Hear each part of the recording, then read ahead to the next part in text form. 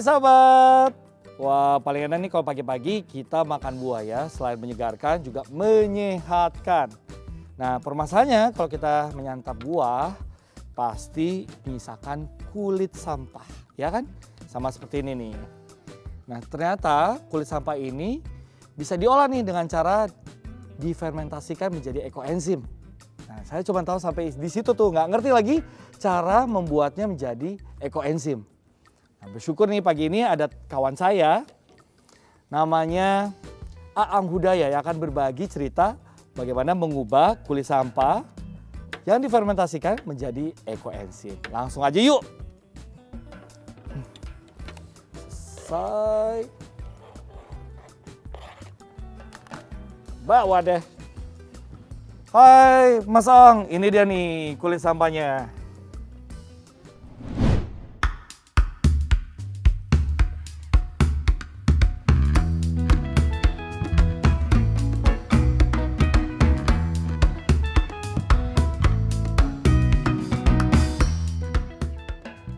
Nama Aang Hudaya dikenal sebagai sosok yang punya perhatian besar pada pengelolaan sampah, khususnya di Kota Bogor.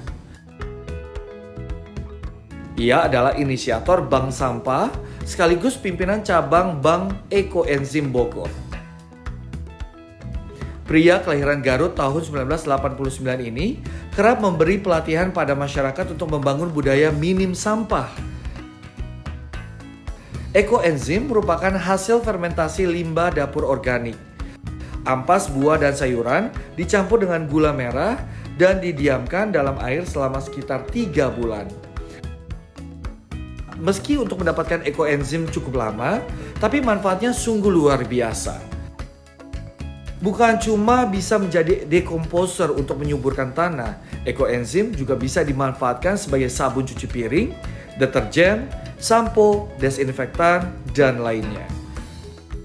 Dengan begitu banyaknya manfaat, ekoenzim diharapkan dapat ikut serta dalam menjaga kelestarian bumi.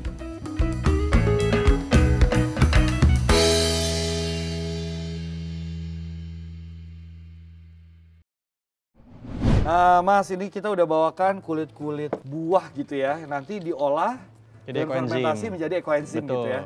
Nah, mungkin sahabat di rumah penasaran nih, hasil produknya ekoenzim itu apa aja sih, Mas? Nah, ekoenzim ini banyak banget manfaatnya. Ini saya udah bawakan beragam ekoenzim yang udah dipanen yang nanti bisa digunakan untuk berbagai manfaat.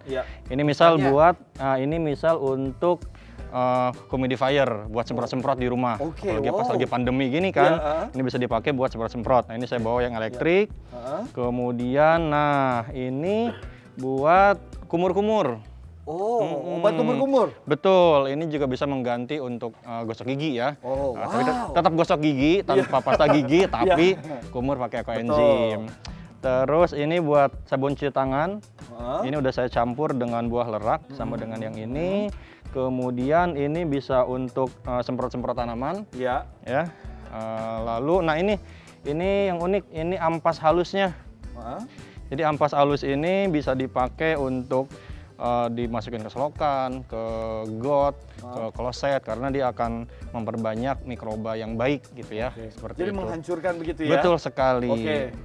Lalu ini saya bawa buat ngepel. Bisa banget buat ngepel, nanti tinggal dicampur, ada takarannya gampang banget.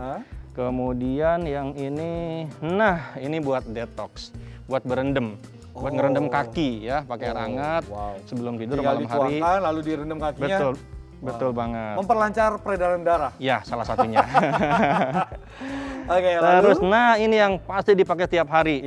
Ini buat nyuci pakaian. Nyuci pakaian ya. Pengganti deterjen begitu ya. Tentu. Kalau ini dua jenis ekoenzim, ini full dari sayuran, ini dari buah-buahan. Untuk? Memang ya sama untuk semua yang tadi ya, cuma ini yang cuman ini menjadi dua. Betul. Dua ekoenzim gitu ya. Nah, sebenarnya penasaran juga Mas, kenapa kamu tertarik untuk fokus kepada ekoenzim ini? Ya karena kita setiap hari menghasilkan limbah atau sampah organik ya dari di dapur kita.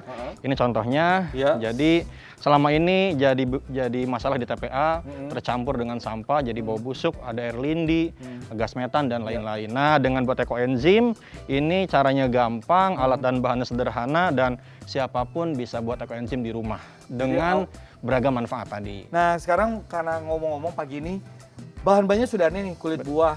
Gimana kalau kita berbagi informasi buat sahabat di rumah membuat ekoenzim? Siap. Boleh ya? Oke. Bahan-bahannya ada apa aja nih, Mas? Ini bahannya sebetulnya hampir semua jenis kulit buah. Bisa dipakai. Kemudian potongan sayur juga bisa. Misal ibu-ibu di rumah nih habis masak ada potongan sayur, bonggolnya itu bisa dibuat ekoenzim. Oke.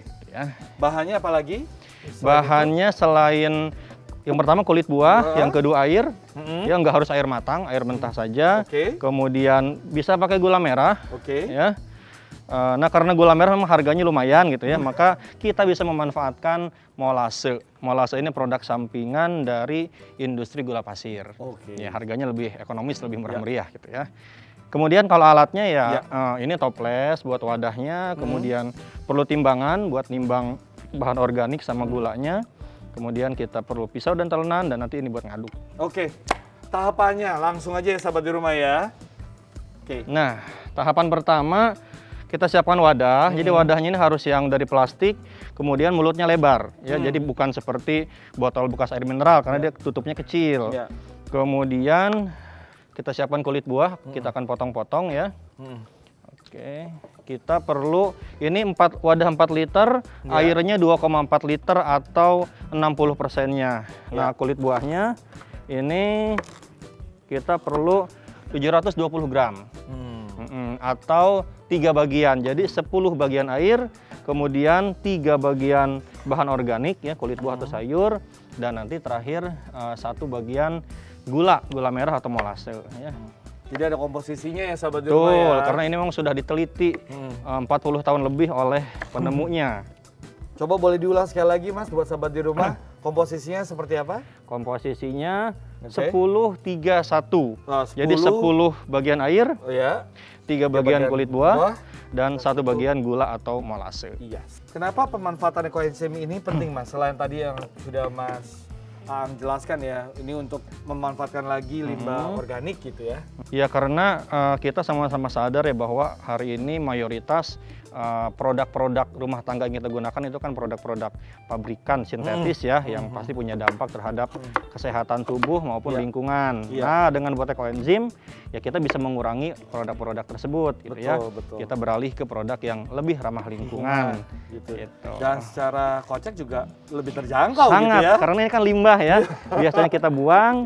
Nah, justru hari ini kita manfaatkan, betul sekali. Mas penasaran juga kalau tadi kan kamu bilang 10, 3, 1. Kalau takarannya berubah apakah ada efeknya nggak atau dampaknya? Nah sebetulnya kan karena takaran ini sudah diuji coba oleh Dr. Rosukon, penemu ekoenzim dari Thailand, selama 40 tahun gitu ya.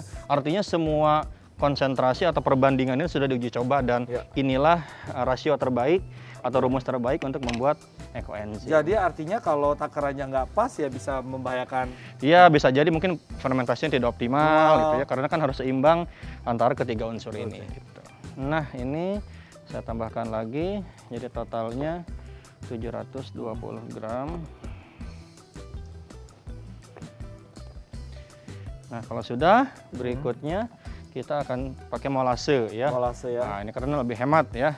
10, 3, 1 ya sahabat di rumah. Molasenya 1 ya. Iya 240 gram.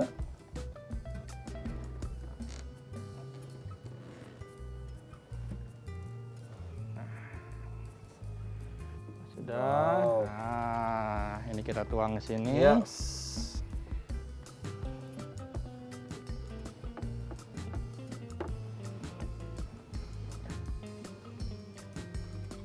Kalau sudah, kita tutup rapat ya. Karena harus kedap udara. Nah, terakhir kita buat label ya. Label tanggal pembuatan dan tanggal pemanenan ya. Biasa habis setelah di label disimpan di mana Mas? Disimpan di mana saja, yang penting tidak terkena sinar matahari langsung. Oh gitu. Mau di kamar boleh, mau di dapur. Suhu yang dingin juga nggak apa-apa? Suhu ruang. Suhu ruang ideal aja ya? Suhu ruang untuk fermentasi. Oke, ini hari ini tanggal 25 Maret 2022 kita akan panen. Nah, berarti April, Mei, Juni ya. Oh. 3 bulan. Jadi 3 bulan ya. 90 hari. 3 bulan ya sahabat di rumah ya. Nah, kita tempel labelnya. Seandainya kalau lewat dari yang 3 bulan itu apa yang terjadi, Mas? Kalau lewat sih nggak masalah, yang penting nggak kurang. Tapi jangan terlalu lama juga, karena makin lama difermentasi maka ampasnya ini akan semakin hancur dan sulit untuk disaring. Ya, jadi lebih baik ya kalau memang sudah 3 bulan segera dipanen jadi aja. ada masa batasnya gitu 3 bulan begitu ya. Betul. Wah, terima kasih Mas Aang atas informasinya. Dan kita senang ya sahabat di rumah, kita ternyata bisa memanfaatkan kulit dari buah sehingga menjadi ekoenzim yang bisa dipakai dan diaplikasikan ke banyak hal gitu ya. Tadi kita juga udah belajar ternyata banyak produk-produk fermentasi lainnya yang bisa menunjang gaya hidup kita menjadi lebih sehat lagi. Semoga rangkaian acara kita selama 1 jam ini bisa menginspirasi Anda semua. Kita jumpa lagi minggu depan dengan topik yang berbeda. Dan ingat sekali lagi, selalu menerapkan protokol kesehatan, memakai masker, mencuci tangan dengan sabun di air mengalir, menjaga jarak, serta menghindari kerumunan. Kita jumpa lagi minggu depan ya. Selamat pagi, sehat selalu untuk kita semua.